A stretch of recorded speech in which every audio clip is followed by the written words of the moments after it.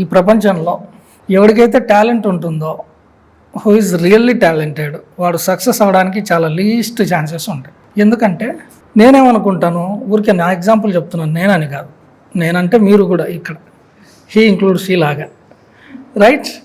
ఏమనుకుంటాను, నేను ఇది చేయగలను, అది చేయగలను, ఇదే వస్తే ఏంది, రాకపోతే ఏంది అనే ఒక ఒపీనియన్ ఉన్నదనుకోండి, వాడు సక్సెస్ అవ్వడు. నేను ఇది తప్ప వేరేది నా లైఫ్లో నాకు చేత కాదని ఎవడన్నా బిలీవ్ చేశారనుకోండి, వాడిని ఆపడం ఎవరి వల్ల కాదు. అందుకే చాలామంది సక్సెస్ అయి ఉంటారు టాలెంటెడ్ లేకపోయినా కూడా. ఎందుకంటే వేరే విషయాల మీద వాళ్ళ నమ్మకం ఉండదు. నేను కేసులు డీల్ చేయగలను అని నాకు అనిపించింది అనుకోండి, నేను దీని మీద కాన్సన్ట్రేట్ చేయలేను. లేదు నేను ఫ్యాకల్టీగా ఉండగలను అనుకుంటే, నేను ఇంకా మిగతా పనులు చేయాల్సిన పని లేదు అని మైండ్ మనల్ని ఏం చేస్తుంది, మనల్నే చీట్ చేస్తుంది.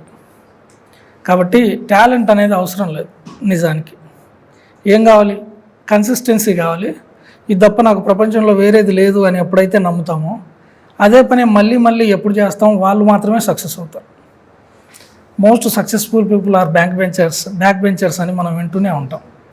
అట్లని లేదు, కానీ ఎవరైతే డిటర్మైండ్గా ఒక పాత్ని చూజ్ చేసుకుంటారో వాళ్ళు మాత్రమే సక్సెస్ అవుతారు. అందుకే నేను ఇనిషియల్ క్లాసులు కూడా చెప్పాను, ఇది తప్ప నాకు వేరే ప్రపంచం లేదని ఎవరు ఫీల్ అవుతారో వాళ్ళే జడ్జిలు అవుతారు. మిగతా వాళ్ళది కష్టం.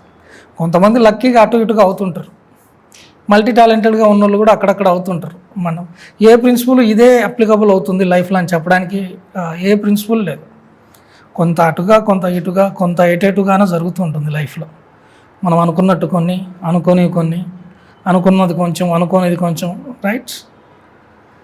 So that determination is most important rather than talent. It's my own opinion, but nothing to do with it.